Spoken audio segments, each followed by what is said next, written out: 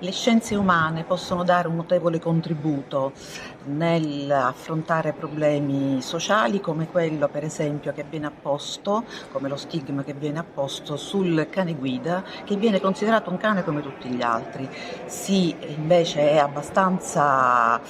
importante comprendere il ruolo del cane guida sul miglioramento dell'identità della persona con difficoltà visive. L'identità è un'entità riflessa, riflette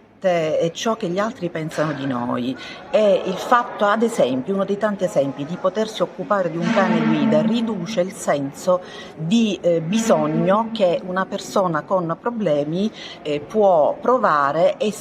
può un'immagine che viene rimandata anche dagli altri. Il fatto di potersi occupare e controllare un altro essere vivente può produrre una trasformazione del sé, un'acquisizione di fiducia e di autostima che potrebbe essere diminuita